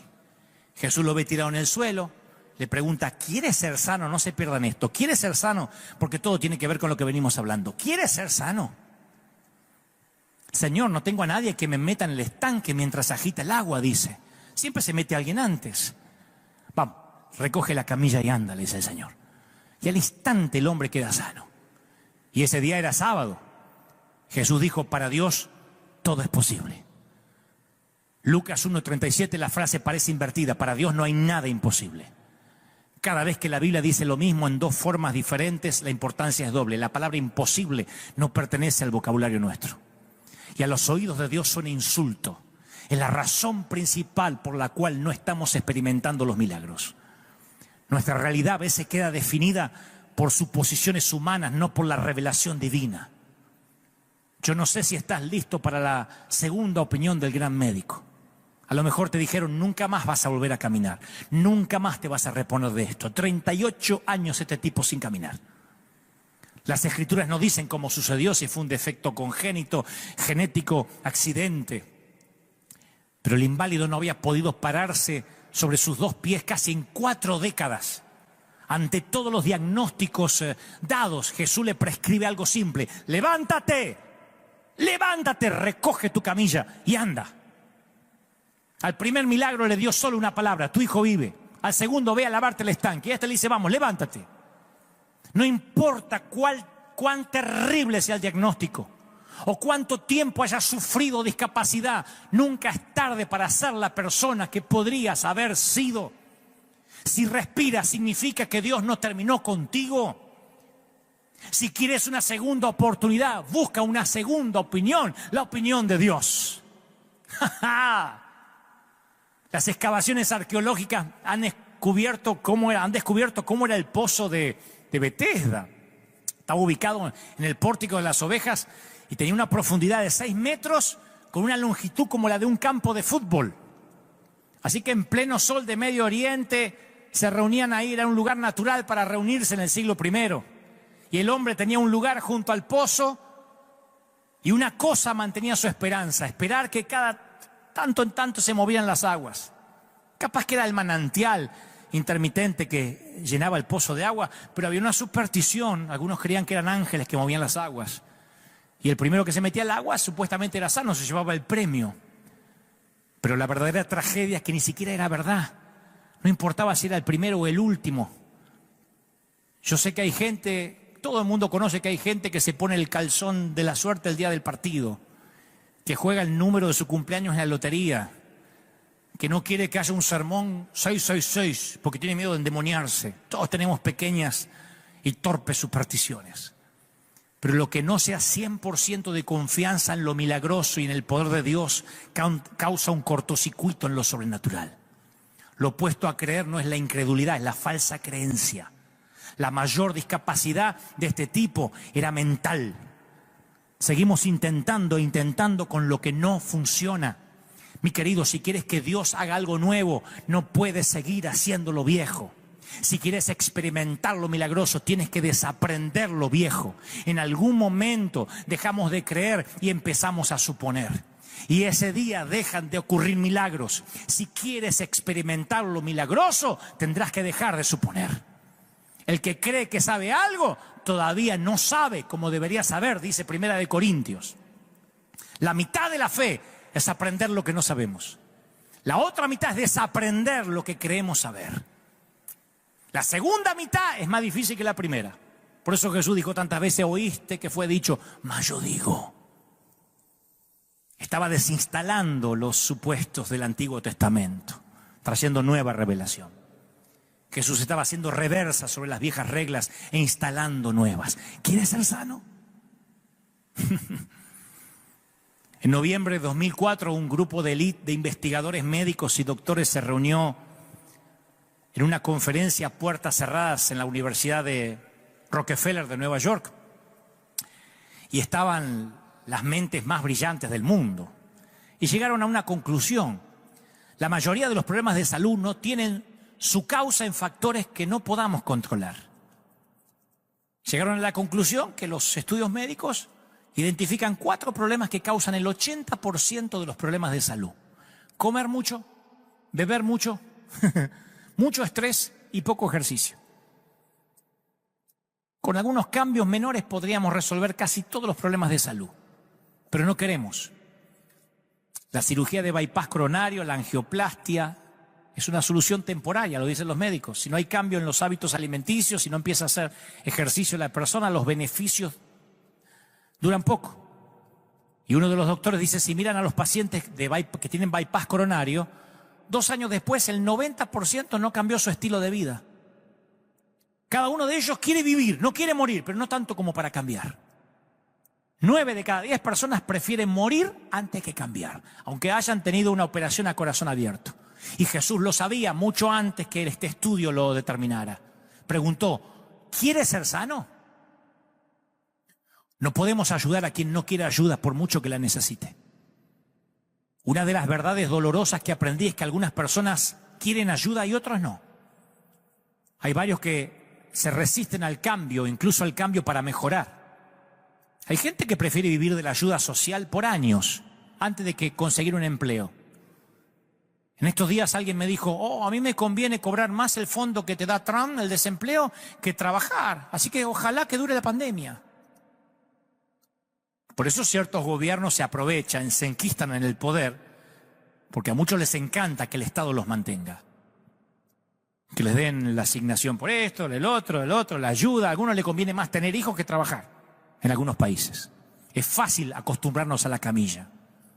El mundo del inválido consistía en 3 metros cuadrados, el lecho. Pero si quieres estar bien, no puedes seguir sentándote en tu mantita segura. No puedes seguir haciendo lo mismo, yendo a los mismos lugares, reuniéndote con la misma gente. Vas a tener que librarte de la mantita, enrollarla y tirarla a la basura. ¿Quieres ser sano? Para el inválido, ser sano significaba tener que conseguir trabajo, responsabilidad ante la sociedad, pagar impuestos. Y como sucede con todas las bendiciones de Dios, viene con la carga de la responsabilidad que tenemos que administrar. Yo no sé si alguna vez se te fue toda la sangre a una de las extremidades después de tenerla levantado el pie o se te acalambró. Imagina el inválido que se ponía en pie después de 38 años de no haber podido pararse. La sangre vuelve a circular. Lo que más tiempo requirió fue recuperar el uso de los músculos. Los músculos se habían atrofiado. Y si estuviste en cama durante mucho tiempo y te enyesaron alguna vez, entenderás lo que te digo. Sus piernas no eran más que piel y huesos, no tenía músculos, no tenía memoria muscular. Nosotros damos por sentado el hecho de que caminamos, pero es una hazaña neuromúsculo-esquelética caminar. Y en mi humilde opinión, el hecho de que el inválido caminara sobre la tierra no es menos milagroso de que Jesús caminando sobre el mar. Y eso es lo que hace falta si quieres experimentar lo milagroso. No puedes seguir haciendo lo que hacías siempre. Si tienes que cambiar la ecuación de tu vida. Sumando algo, restando algo. Tienes que hacer menos de algo o más de algo.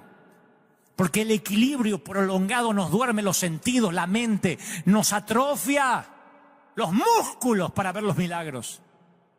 Y nuestro mundo se va haciendo chiquitito, hasta que tu universo no mide más que 1 metro cuadrado.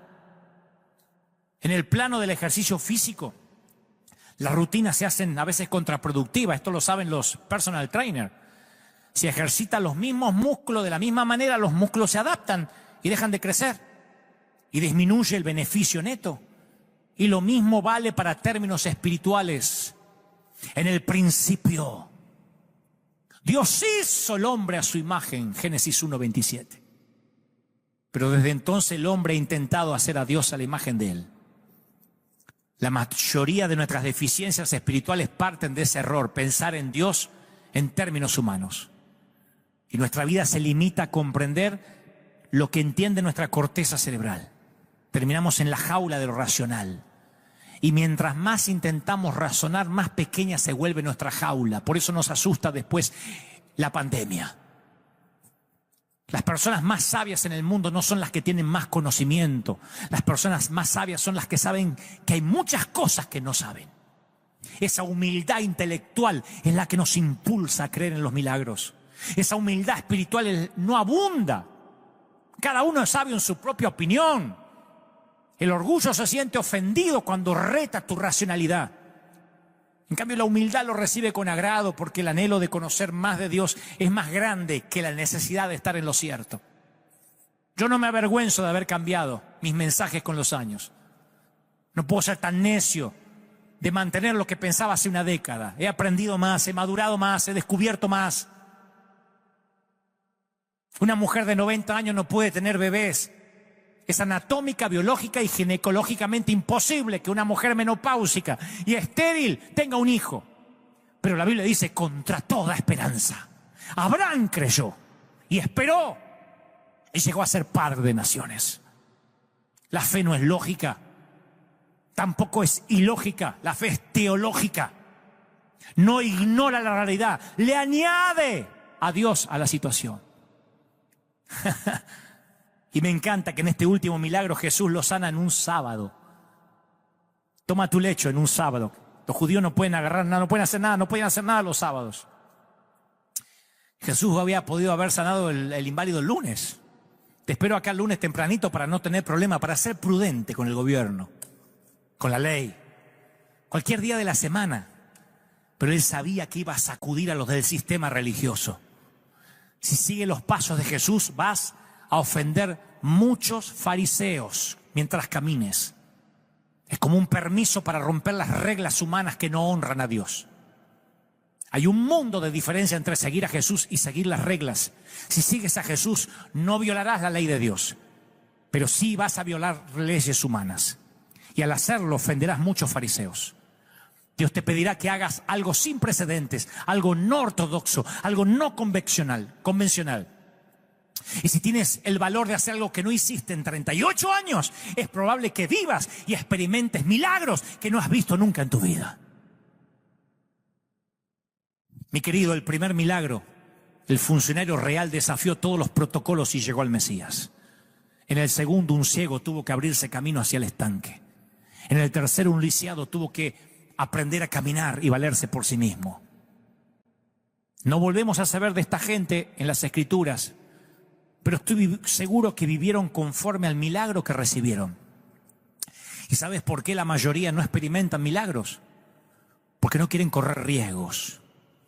Ese es el secreto para experimentar los milagros. Tienes que arriesgar tu reputación. Y a veces tienes que jugarte tu credibilidad.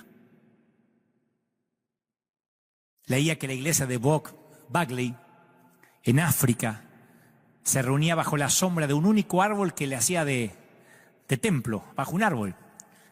Pero un día el hechicero local les maldijo el árbol y el árbol se marchitó. Se les marchitó la iglesia, perdieron la sombra. Pero lo peor fue a desmérito de la autoridad del mensaje del pastor. Entonces el pastor convocó a todos en una reunión pública de oración y como Elías, que desafió a los profetas, él desafió a un duelo de oración.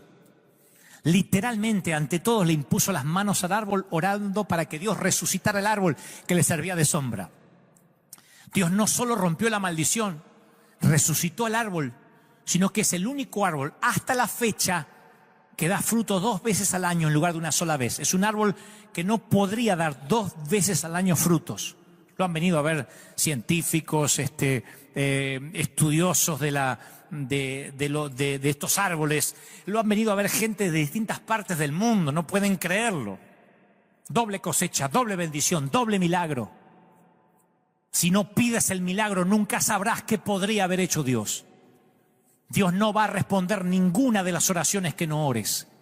Así que si no recibe la respuesta, no se trata de un fracaso, porque la respuesta depende de Dios. La oración es la forma en que le ponemos la pelota en la cancha de Dios. La única forma de fracasar es no orando. Cuando activas en fe, cuando parece que estás arriesgando tu reputación. Yo estoy arriesgando mi reputación, diciendo todos o nadie, porque hay un montón de gente diciendo, ya Dios te va a tapar la jeta. Sí, yo creo en los milagros. Dios es capaz de defender su nombre, su reputación. Cuando leo en las Escrituras, veo que Dios hace milagros con los que más arriesgaron. No tenían miedo de pedirle a Dios que hiciera que el sol se parara, que cayera muralla, que flotara un hacha. No hay término medio. O Jesús es el Señor de todo o no es el Señor de nada. Voy a repetir las palabras de un prócer de este tiempo. Un querido pastor de Argentina, de Paraná, Entre Ríos, el pastor Carlos Kucharenko, que estos días levantó su voz. Y voces así deberían levantarse en todos los países de nuestra región. Él dijo, la gente requiere un liderazgo más fuerte a la hora de la prueba, no consejos de escuela primaria. Este ejército no tiene armas para defenderse, ni la táctica de generales que decidan. Salgamos, peguemos carteles, vamos a movilizarnos, creamos en milagros. Las batallas no se hacen en los cuarteles ni en una oficina, dijo este pastor. Si las minorías consiguen sus derechos es porque protestan, porque se muestran, no se esconden. Provoquemos el milagro, seamos la resistencia. La iglesia, nosotros sí somos esenciales y lo fuimos mucho antes de los que nos dicen representar. Importunemos al juez, queremos ser sanos, queremos ver. En la época de Gedeón, donde todos se creían débiles y cobardes, Dios encontró un hombre, solo uno. Y la gente ha confiado en sus líderes, pero sus seguidores no crecieron porque no se les enseñó a pelear, a creer en los milagros. ¿Dónde están los generales de Dios? A mí me gusta cómo lo define Kucharenko. Él dice, ahí están, escondidos. Escondidos de sus propios soldados. Nunca se les enseñó a sus soldados a pelear y a vencer a los enemigos bajo sus pies para que sean entregados a Jesús. Muchos de nuestros representantes han dicho que lo espiritual está en segundo lugar y que la vida está en primera. ¿Dónde queda la cruz? O todos o nadie. No seremos una iglesia débil. En un tiempo de pandemia vamos a buscar y provocar los milagros. No vamos a permitir que un grupo de gente hable en nombre nuestro o que diga nosotros los evangélicos. No, recuerda que Dios busca tan solo uno que no tenga miedo y levante un ejército, aunque se ofendan los fariseos. A mí me intentaron llamar toda la semana de todos lados para que no predique esto, para que cambie el mensaje, que hay que pensar en los débiles de la fe. Me dice, hay que pensar en los débiles. No, los débiles son ellos. Hay una multitud que sabe lo que está pasando. Provoquemos a tener una iglesia con poder, tal como se puede provocar desde un sermón que lleva el número 666. Si estás por primera vez, quiero pedirte que te unas a un ejército de gente valiente. Somos la resistencia, o todos o nadie.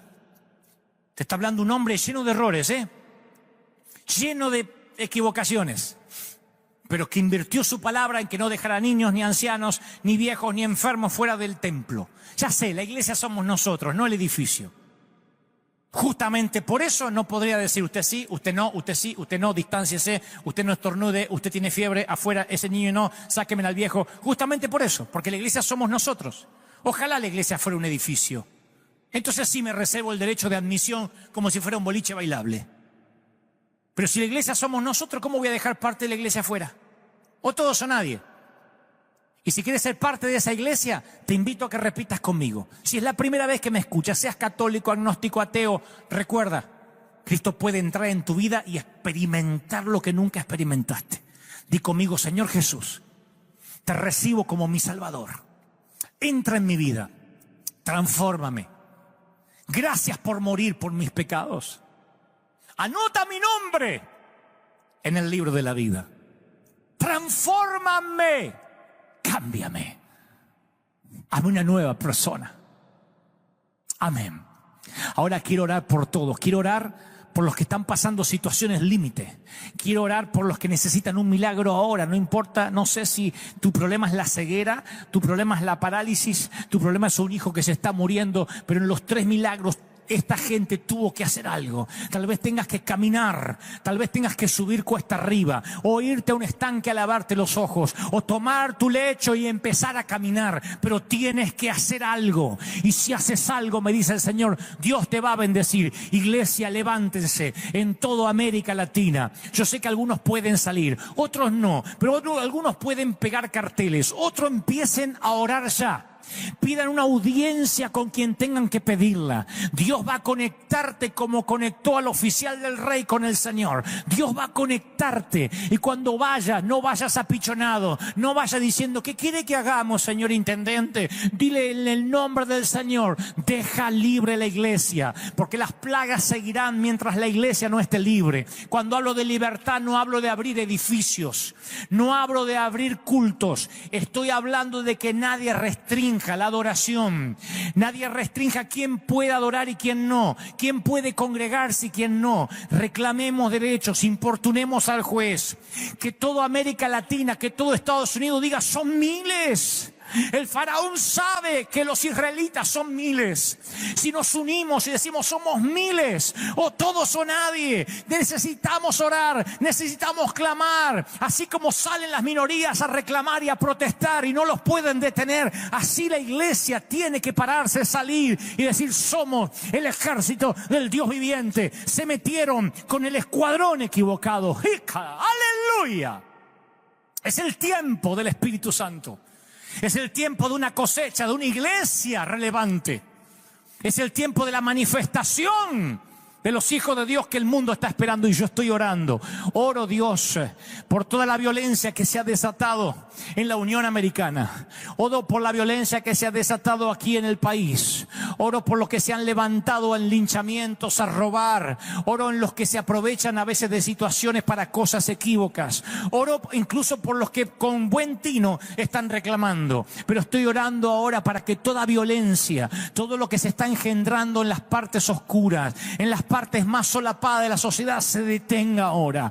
Estoy orando, Dios, por una equidad social. Estoy orando, Dios, para que los gobernantes, los presidentes tengan ahora la contrición del Espíritu Santo. Sientan en su corazón, sientan en su alma que la iglesia tiene la respuesta, que los hijos de Dios tienen la respuesta. Le oro al mismo Dios que más de una vez hizo que presidentes me llamaran, que más de una vez hizo que gobernadores temblaran, no solo ante nuestro ministerio, ante ministerios de todo el mundo. Oro para que ese mismo Dios, que no ha cambiado, siga haciendo milagros en nuestra vida. Levanta un poderoso ejército, batallón del ejército de Dios, batallón del ejército divino. ¡Aleluya! Les digo de parte del Señor, los mejores días están por delante. Pero Dios está levantando una resistencia. Dios está levantando rodillas que no se doblaron ante los Baales. Un escuadrón de emergencia en combate contra las filas invasoras. Yo lo creo. Un escuadrón de únicos. Rendirse nunca, retroceder jamás. Esa es la iglesia que Dios levanta. Pero ahora ya no hay que gritarlo dentro de las 4 paredes de un congreso. Ahora ya no es el eslogan tímido de una convocatoria para creyentes. Ahora dejó de decirse en nuestras radios cristianas y nuestras televisoras cristianas. Ahora hay que jugar al evangelio de verdad. Ahora hay que decirlo de verdad. Somos aquellos que creemos en un Dios de milagros. Y yo proclamo que en este mensaje 666 Dios marque a todos aquellos que hemos escuchado y que hemos recibido esta palabra, nos marque. Hay un antes y un después. Declaro bendición. Declaro bendición sobre tu vida, sobre tus hijos, sobre tu familia. Sé que van a salir por ahí a hablar. Dijo Dante que hay que romper los protocolos, que hay que contaminarse. No escuches a los miedosos. El que me escuchó más de 1 hora y pico sabe lo que dije, de parte del corazón del Señor. Creo en un Dios de milagros. Creo en un Dios valiente, o en un Cristo temerario, audaz. Ese es el evangelio que fui alistado y enrolado. Ese es el llamado y esa es la zarza que ardió en mi corazón hace más de 30 años. ¿Es eso o nada? No serviré a Dios por la mitad. No perteneceré a un evangelio castrado. Renunciaré antes de que eso ocurra. Yo voy a seguir con las botas puestas. Yo creo en un Dios que hace milagros. Yo soy de la vieja escuela, de los que estábamos dispuestos a dar la vida. Soy de la escuela que el servicio, que el ministerio vale más que nuestra propia vida. O por lo menos eso dice el escritor a los Hebreos. Que Dios te bendiga, que haga resplandecer su rostro sobre ti, que Dios te llene de bendición, que te dé fuerzas y que haga que cada día sea un milagro a partir de ahora. Dios te bendiga. Te dejo con la última placa, nuestra canción de despedida y la manera que puedes contactarnos con nosotros para que este río no se detenga. Si no hay cambios, nos vemos aquí, señores. Así estamos nación, así estamos país, así estamos continente, así estamos planeta. Nos vemos aquí dentro de 7 días, por supuesto, en esto que es nuestro servicio.